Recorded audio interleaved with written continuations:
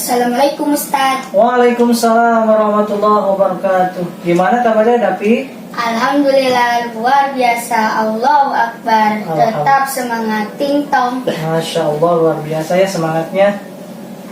Ada perlu apa Dapi? Ustaz tanya dong, bagaimana kalau ada teman aku yang nakal dan jahil ke aku? Jadi gini ya Dapi ya. Memang kesel sih kalau punya teman yang nakal, ya. Tapi sebaiknya di dalam Islam, kalau kita punya teman yang nakal, kita nasihati dulu, ya. Kalaupun dia itu menjengkelkan kita, ya berarti itu ujian dari Allah supaya kita lebih sabar menghadapi teman. Karena orang yang sabar itu pahalanya tidak terbatas, ya. Pahalanya akan dilipat gandakan oleh Allah Subhanahu wa taala.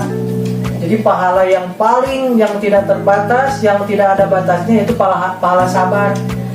Jadi kalau kamu punya teman yang nakal, terus yang jahil, teman yang ngeselin, bikin kesel kamu ya. Coba kamu untuk berlaku sabar kepada dia.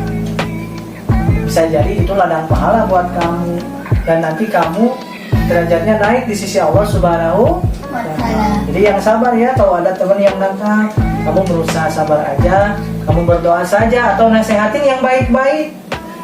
Kalau dia tidak bisa dinasehatin, ya minimal kamu jauhi saja dia untuk sementara waktu, biar kamu tidak menambah dosa bagi kamu. Nanti kan kamu kesel, kamu nanti menggunjing dia, marahin dia, lebih baik kamu jauhin saja ya, begitu.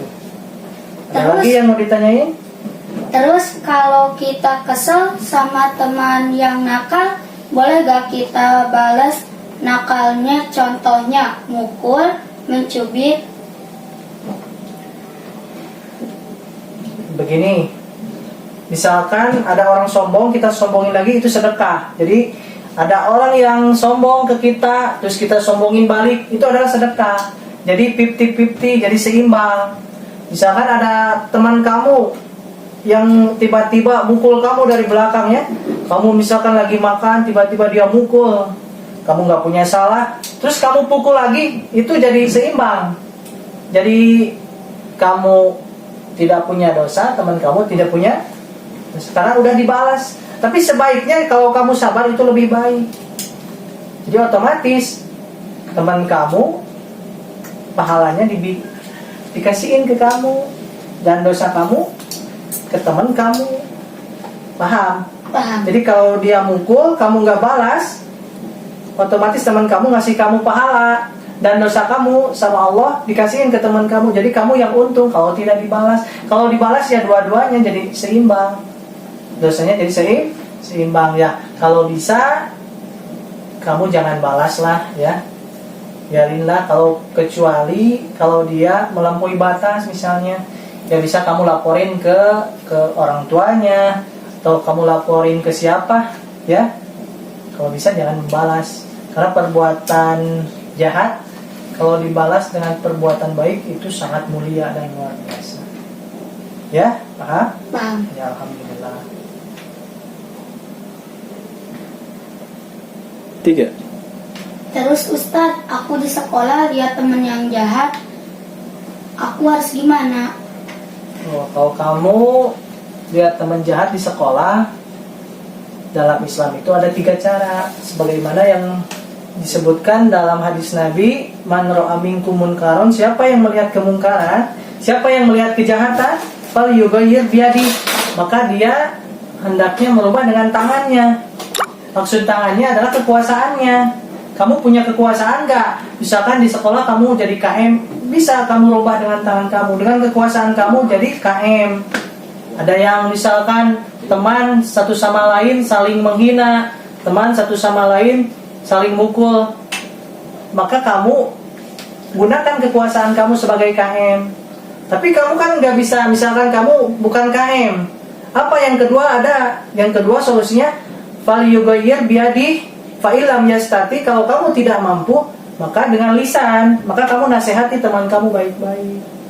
Jangan langsung sini pukul, jangan, tenang, nasihati baik-baik. Jangan begitu, itu saudara kita. Kita sesama teman harus saling menghormati, harus saling menyayangi. Kita nasihati baik-baik. Karena kamu tadi kekuasaan belum punya ya, tidak jadi KM. Yang kedua, fabilisani, maka kamu mencegah kemungkaran itu dengan lisan kamu, dengan nasihat yang baik. Fabilisani, dengan lisan kamu. Kalau kamu tidak mampu, Ustadz, saya tidak jago nasihati, Ustadz. Saya bicara juga suka uga-uga, Ustadz, kalau bahasa Sunda ya. Kalau uga-uga, nggak lancar gitu nasihatnya, saya malu nasihatin juga nggak bisa. Yaitu ada lagi pilihan dalam Islam yang ketiga, fa'ilam yastati, kalau kamu tidak mampu, fabiqolbi, dengan hati kamu. Kalau kamu tidak mampu, dengan hati doain, ya Allah, semoga temanku yang jahat itu dia segera sadar, diberikan hidayah. Semoga engkau ampuni dia karena dia telah berbuat jahat. Kamu doakan dalam hati kamu benci perbuatannya, bukan orangnya. Jadi kamu doakan orang itu supaya dapat hidayah dari Allah, supaya dia menjadi lebih baik. Doakan sama kamu. Karena doa yang tidak diketahui saudaranya itu diijabah. Kamu usahain doain teman itu supaya apa? Lebih baik. Kita doakan. Tapi ada yang ketiga. Yang ketiga itu wadalika, itulah selemah-lemahnya iman. Jadi kamu itu termasuk yang lemah iman kalau hanya bisa mendoakan saja, tidak bisa merubah dengan kekuasaan, tidak bisa merubah dengan lisan. Dan kalau kamu hanya bisa merubah dengan hati, maka imannya lemah, berarti belum kuat. Masih ada takut, berarti imannya lemah.